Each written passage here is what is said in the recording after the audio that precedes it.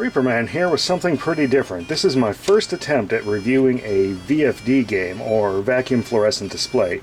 These are a fixed display game that is a little bit similar to kind of LCD display technology in that the display is fixed, but unlike those, it's in fairly vibrant color. Also, I imagine these things were a little bit more expensive because it seems like a little bit more care was placed into how these things play.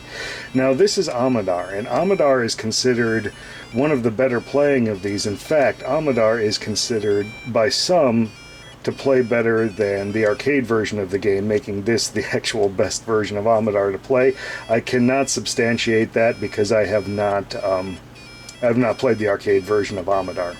But anyway, let's have a look at this thing. Now, one thing that you'll notice is the stick is over here on the right, and it is actually fantastically responsive considering it's on a device like this. The button is a little bit wobbly, but is also fairly responsive. It's over here on the left. It's got two game modes, game A and B. I'll go over those later, and this slider right here is for the sound effects.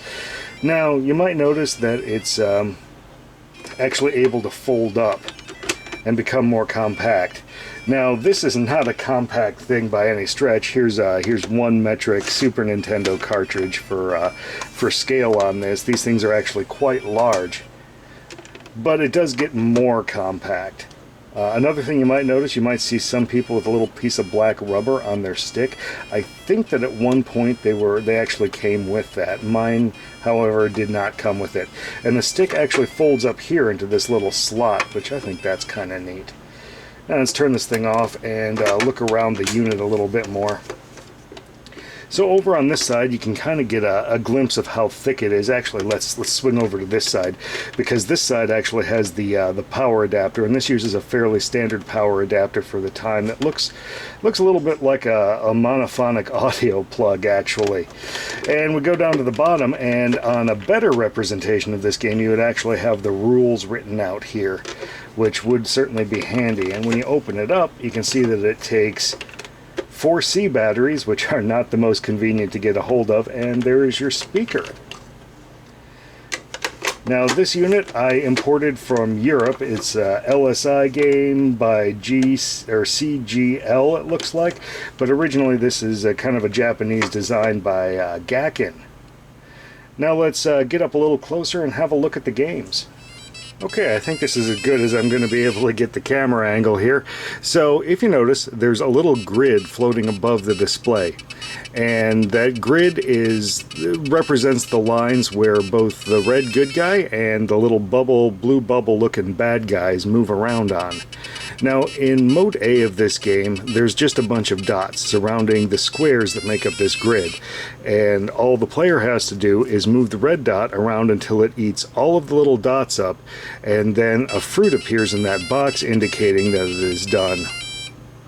Now, this button here is called the jump button. It will make the bad guys vanish for a moment, and also at certain points of the game, the player is able to eat the bad guys, the blue bubbles, when they start flashing. Now, if we flip this over to game B, things work a little bit differently. So there are no dots. The player has to create the dots, but they can only create the dots from a square that's already started. So if they walked all the way up to the top of the screen and just traced around a square, it would not turn into a fruit. But otherwise, it works fairly similarly. Now, let's see if I can get a game going, and I will do game B because that's just a little bit more interesting to me. And since there's this camera in the way, no guarantees on quality here. Alright. Tracing out the first square. This square has to be done first because it's the only one that's been started. And then we just roll through. Come up here. I've already used one of my jumps.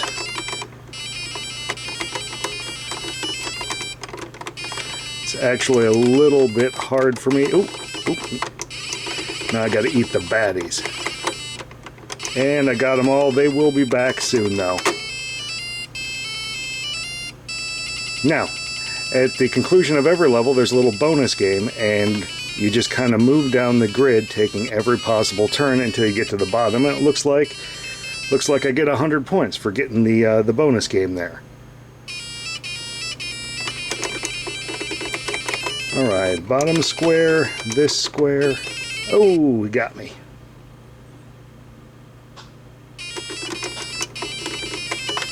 Alright.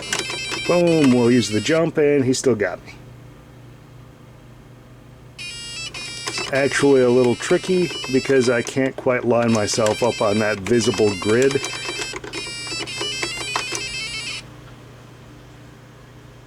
And that is it. That is game over. I got to level 2. So this has been a look at Gakken Amidar, or CJL Amidar, which is definitely one of the better playing and more unique of the kind of VFD games. And if this video works out, I may do some other VFD games. I have some with maybe a little bit more impressive graphics and a little bit more like a 3D effect to them.